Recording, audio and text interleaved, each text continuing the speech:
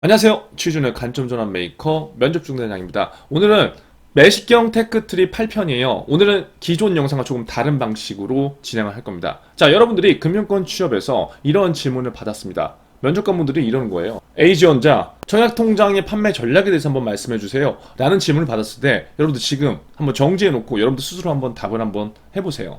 자, 어떤 생각이 드시나요? 첫 번째, 청약통장이 뭔지 모를 수도 있어요. 두 번째, 현재 그 청약통장이 많이 판매가 되는지 아니면 감소가 되는지 이러한 트렌드도 모를 수 있는 거죠. 세 번째, 이 상품에 대해서 관심이 없다 보니까 어떠한 장단점들이 있는지 몰라요. 자, 그렇다고 한다면 여러분들이 그렇게 수없이 지금 필기시험을 준비하고 스펙을 쌓았음에도 불구하고 과연 면접관 분들이 보기에 이 친구가 조금의 관심이 있다고 생각될까요? 없다고 생각될까요? 청약통장 하나만 보고 이렇게 판단하지 않아요. 하지만 오늘은 어차피 여러분들이 준비를 해야 되는 요소 중 하나이기 때문에 이 내용을 조금 깊숙하게 들어가 보도록 할게요. 자, 시작하기 전에 좋아요, 구독, 알람 설정 셋 중에 하나는 누르고 따라오세요.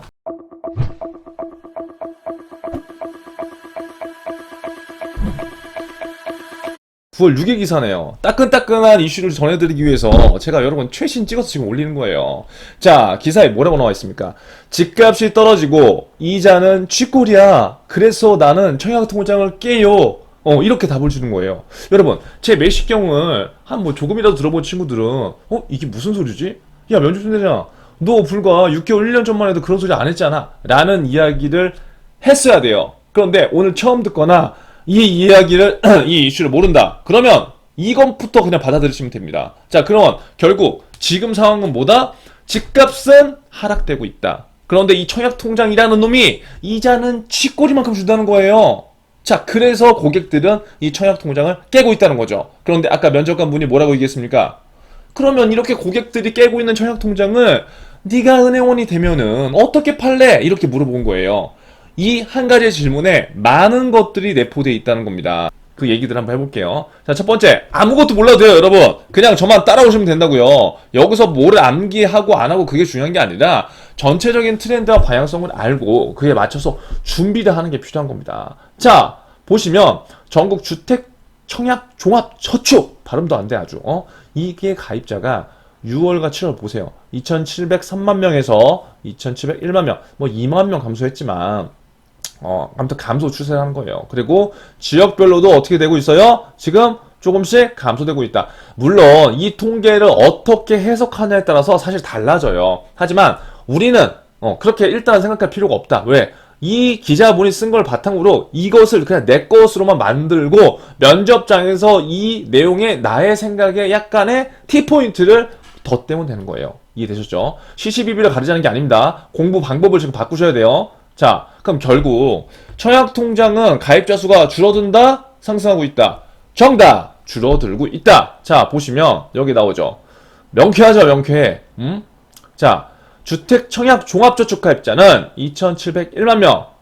직전 달 대비 1만 명 감소. 09년 출시 이후 처음으로 월별 가입자 수 하락세를 나타냈다. 또 다른 청약통장 상품도 일제히 감소했다. 그럼 어떻게 된다? 결론은 여러분들이 비전공자든 뭐 취업을 하든 안 하든 상관없이 이것만 보고 우리가 알 수 있는 것만 얻으면 돼요. 청약통장은 감소하고 있다. 자, 그리고 두 번째 알아야 될 거 뭐다?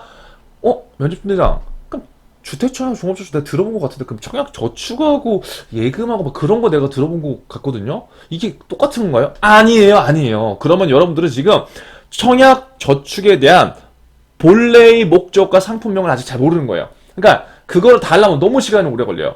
09년 5월 이후로 여기 나와있죠. 09년 5월 이후로는 기존에 있던 청약저축, 청약예금, 청약부금이 하나로 합쳐져서 주택청약종합저축이라는 이름으로 은행에서 판매가 되고 있다. 이것만 기억하더라도 내 옆에 앉은 지원자와 나는 차별화가 될 거라고요. 자, 그런데 여기서 여러분들이 조금 더 궁금증이 생겼어. 야, 그러면 청약이 뭐 하는 건데?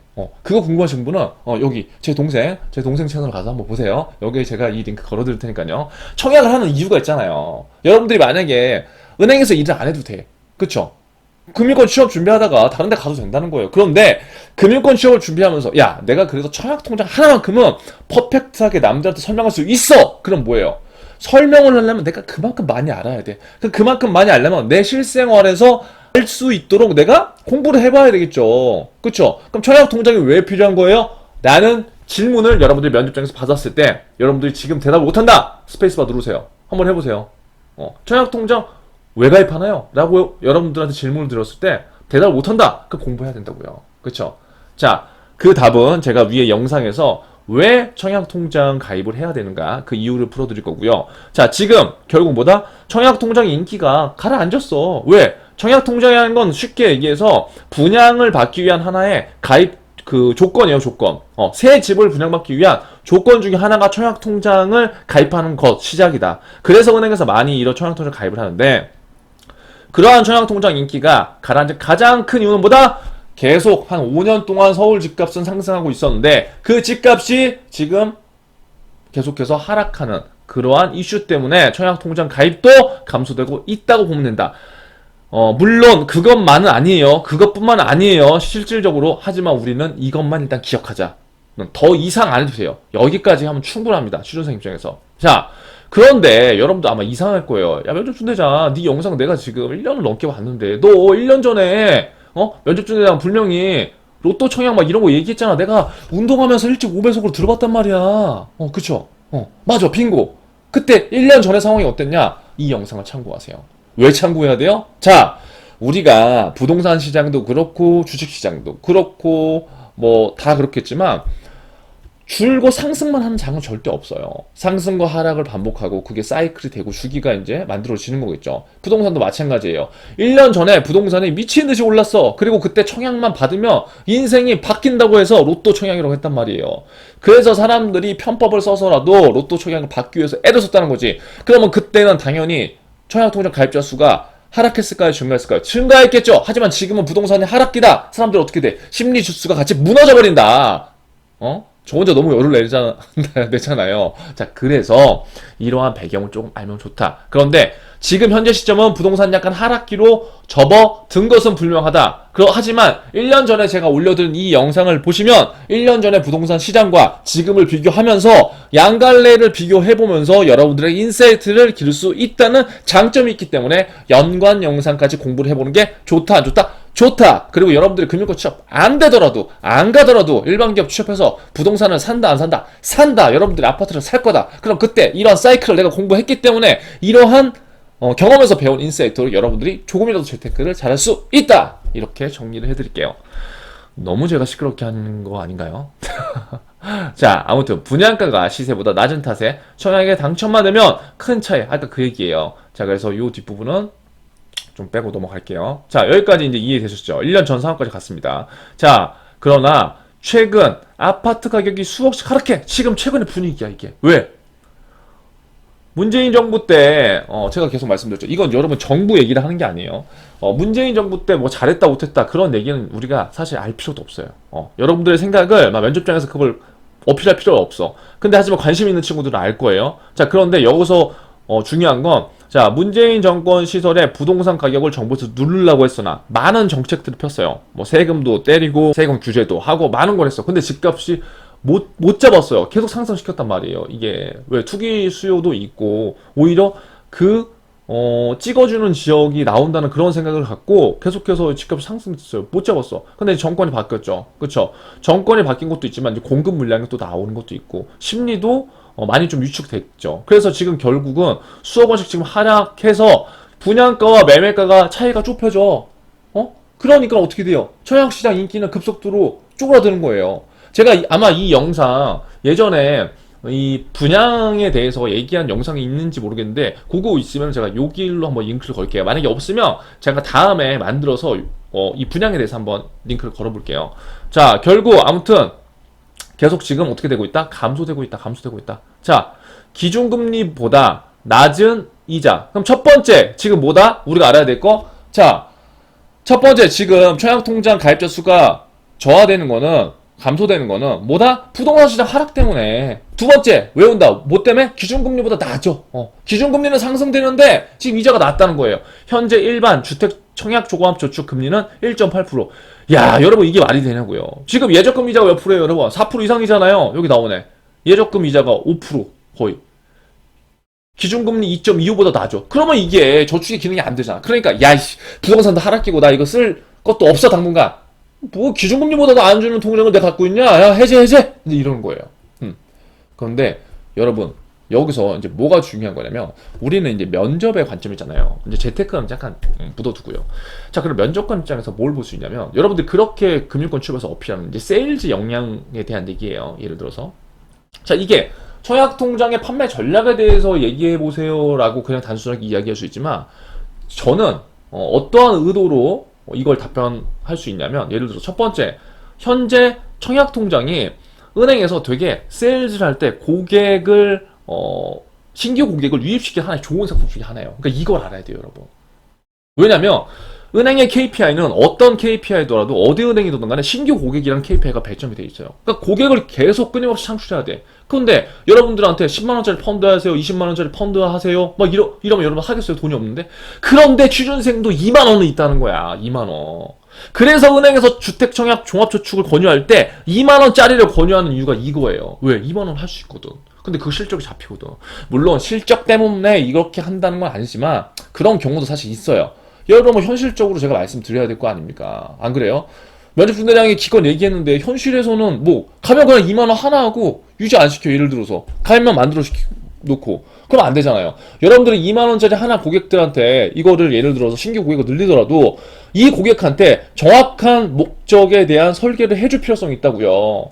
청약통장을요 2만원만 만들어도 되지만요 처음 시작은요 10만원을 해주는 게 좋아요. 그 이유는 왜 그럴까요? 이 영상을 반드시 보세요. 공부를 조금 더 딥하게 하겠다, 여러분들이 은행원이 되고 싶다라고 하는 친구들 이 영상 보세요.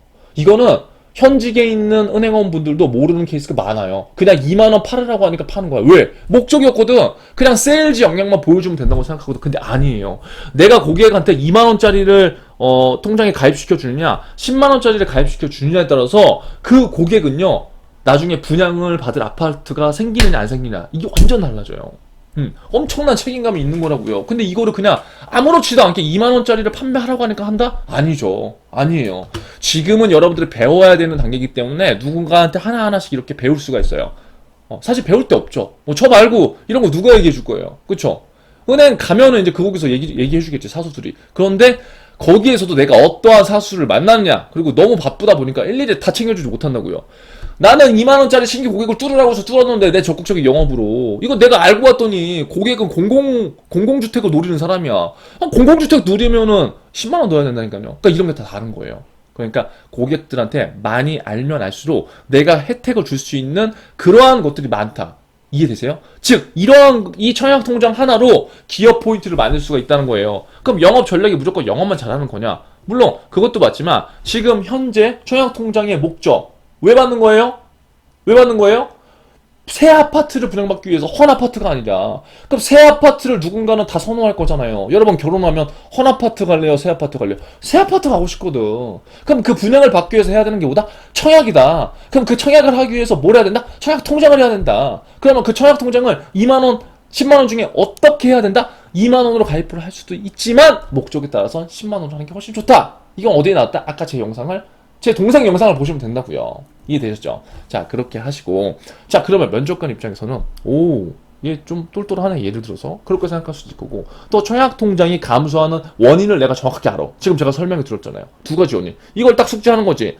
그리고 나서 이러한 상황에서 왜 더 청약저축이 고객들한테 필요한지에 대한 내가 설명을 정확하게 해준다면, 그리고 그것들에 대해서 세일즈를 어떻게 하겠다는 방향을 면접관 분들한테 자신있게 얘기한다면 여러분만의 답변을 만들 수 있다는 거죠. 이 답변은 제가 해드리지 않을 거예요. 왜?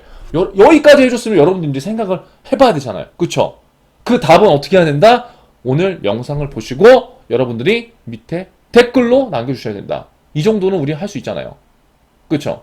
여러분 오늘 영상 어땠나요? 좀 재밌지 않았나요? 면접 질문에 이런 게 나올 수도 있어요. 뭐 기출이 얼마 정도 나왔나요? 어디 은행이 나왔나요? 이거 묻지 말라는 거예요. 여러분들 금융권 취업하고 만약에 은행원이 될 생각이라면 어차피 가서 해야 되는 거잖아요. 그럼 미리 해보는 거예요, 연습을. 그리고 이 상품에 대해서 내가 알면 좋은 거죠. 떨어지면 소용없잖아요. 떨어져도 너 재테크 할 거잖아. 이거예요. 오늘 단단히 공부를 해보시고요. 재미있게 해보세요. 그리고 즐겁게 해보세요. 그리고 여러분이 은행원이 되는 모습, 여러분이 금융권에서 일하는 모습을 상상하고 그것들을 시각화하신다면 이러한 공부가 훨씬 더 재밌고 능동적으로 할 수 있는 원동력이 됩니다. 자, 오늘 영상 마치기 전에 아직까지 좋아요와 구독, 알람 설정 하지 않으셨다면 바로 누르세요.